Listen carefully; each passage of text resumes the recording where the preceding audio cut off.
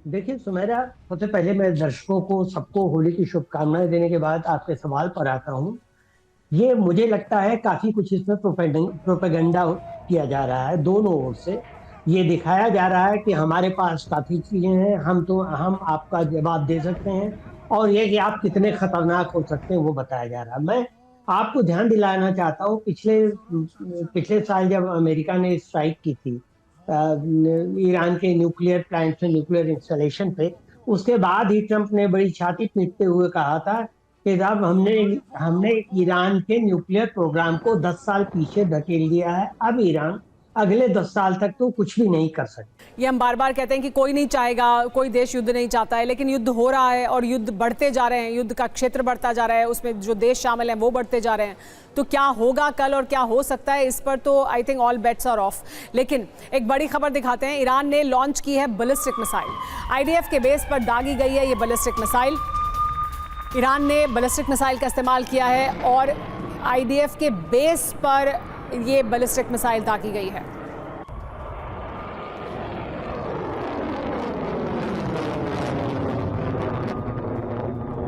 एक और बड़ी खबर, ईरान के तेहरान में एक बार फिर बड़ा हमला हुआ है। आईआरजीसी के ठिकानों पर अटैक किया गया है।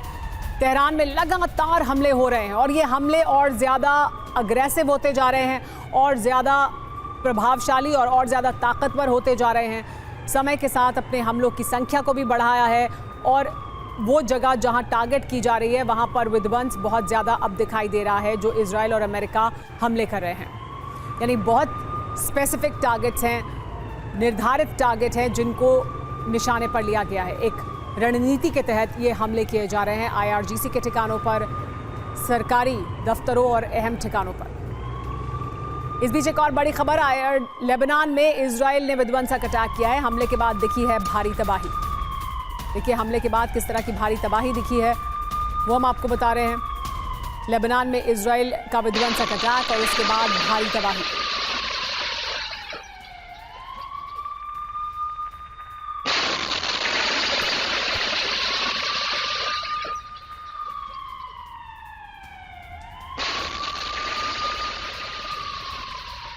ईरान में अमेरिका और इजराइल की बमबारी शुरू हो गई है। ईरान के उर्मिया में अभी अभी बड़ा हमला हुआ है। हमले वाली जगह से धुएं का गुबार उठता हुआ दिखाई दिया है। ये हम आपको तस्वीरें भी दिखाएंगे। ये देखिए, ये तस्वीरें देखिए, ये उर्मिया में अमेरिका ने बम बरसाए हैं और किस तरह से आसमान में धुएं का गुबार उठता हुआ दिखाई दिया है उर्मिया में। वो तस्वीरें भी हम आपको दिखा रहे हैं।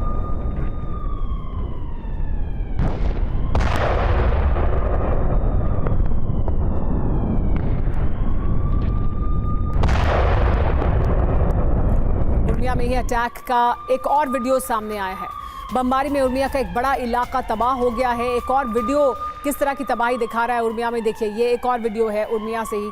यहाँ पर जो अटैक किया गया अमेरिका द्वारा, उसके बाद किस तरह की तबाही हुई है वो इस तस्वीर में आप देख सकते हैं, इन दृश्यों में आप देख सकते हैं।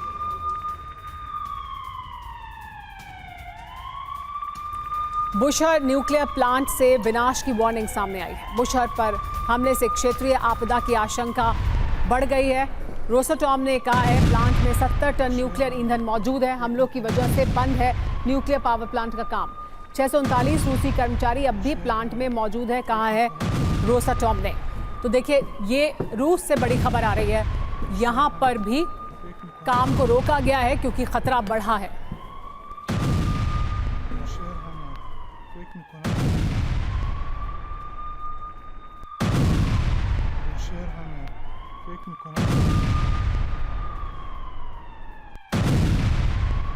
तो 5 दिन से जारी महायुद्ध में अब ईरान का डर्टी बॉम्ब आएगा क्या?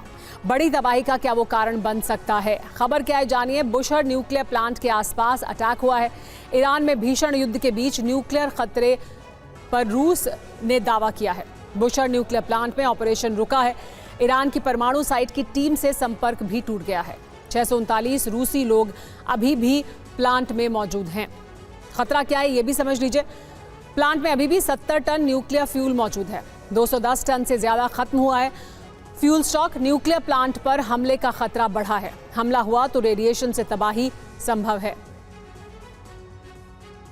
क्योंकि देखिए इसी वजह से रूस ये जानकारी दे रहा है कि ये जो बुशर प्लांट है ये ईरान और रूस का एक जॉइंट वेंचर है यहाँ पर, इसलिए रूस के जो लोग हैं वो मौजूद हैं और रूस ये कह रहा है कि संपर्क टूट चुका है उन लोगों से जो बुशर में तैनात हैं। हमारे साथ स्क्वाड्रन लीडर अक्षय चोपड़ा मौजूद हैं। अक्षय, देखिए ये जो खतरा है ये लगातार बना हुआ है और ये बड़ा खतरा है जिसकी बात अब हो रही है, ये न्यूक्लियर रेडिएशन के खतरे की बात हो रही है।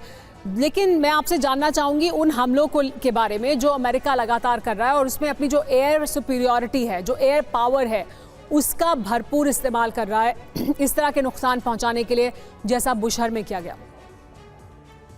देखिए, सबसे पहले तो जब भी हम बात कर रहे हैं यूरेनियम प्रोग्राम्स की, तो ये क्लियर प्रोपेगेंडा है और ये किस तरह है, इसके 3 स्पेसिफिक रीजन है। सबसे पहला रीजन तो जो पहला अटैक भी हमने यूएस ने और इजराइल ने ईरान पे किया था, उसमें जो उनकी टॉक्स चल रही थी उसमें न्यूक्लियर का तो कोई इशू नहीं आया था, क्योंकि जो ईरान की रेजीम थी वो पूरी तरह से रेडी थी हर एक पॉइंट पे कोऑर्डिनेट करने के लिए। लेकिन उसके बाद भी अटैक किया गया और आज जो 460 किलोग्राम यूरेनियम की हम बात कर रहे हैं, जिसमें 60% एनरिच्ड है, जिसे वो कह रहे हैं कि 90% तक वेपन ग्रेड एनरिच करेंगे, जिसे अराउंड 3 to 11 न्यूक्लियर बॉम्ब्स तक आप बना सकते हैं। ये प्रोपेगेंडा क्यों है? क्योंकि आईएईए ने क्लियर चीज बताई है कि ऐसा कोई एविडेंस नहीं है कि इनके पास एक एक्टिव कोऑर्डिनेटेड प्रोग्राम है जिससे इस पर्टिकुलर यूरेनियम को एनरिच करके वेपन ग्रेड यूरेनियम में कन्वर्ट करा जाए। वो जो वॉरहेड है उसे आप मिसाइल के साथ इंटीग्रेट करते हैं, वो जो पूरा प्रोसेस है वो टेक्निकलिटी ईरान के पास अवेलेबल नहीं है, number 1। Number 2, operation epic fury में ही जो साइट्स इन्होंने बॉम्ब करी है, वहां पर जो एनरिचमेंट साइट्स है नतान्स की और फोर्डो की, वो इन्होंने दोबारा बॉम्ब करी हैं। तो वो साइट्स में वो अवेलेबिलिटी भी नहीं है एनरिचमेंट की फर्दर, क्योंकि अगर इतना समय होता कि एक हफ्ते में ये न्यूक्लियर बॉम्ब बना सकते हैं, तो जिस समय पीस का माहौल था पिछले जून के अटैक के बाद से, तब ये बना सकते थे आराम से बॉम्ब, अगर इतना इनके पास अवेलेबल था। तो वो टेक्निकलिटीज अवेलेबल नहीं है। अब जो ये अटैक कर रहे हैं, जो इन्होंने अभी अटैक करा है न्यूक्लियर प्लांट जो इनका है, जो बुशर न्यूक्लियर प्लांट है, अब इसमें डेंजर क्या आ जाता है, क्योंकि यहां पर अगर रेडिएशन लीक शुरू हो जाती है तो फिर जो चेर्नोबिल डिजास्टर हुआ था उस टाइप का डिजास्टर होने की बहुत ज्यादा चांसेस हैं।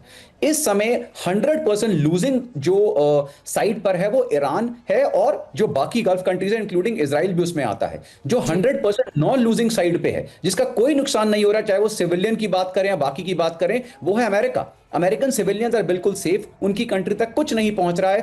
पूरा गल्फ, इजराइल, ईरान सारे डिस्टेबलाइज हो रखे हैं। ईरान में more than 1000 people have been reportedly killed, close to 3000 people have been injured, और ये चीजें बढ़ती जा रही हैं। तो at the end of the day, ji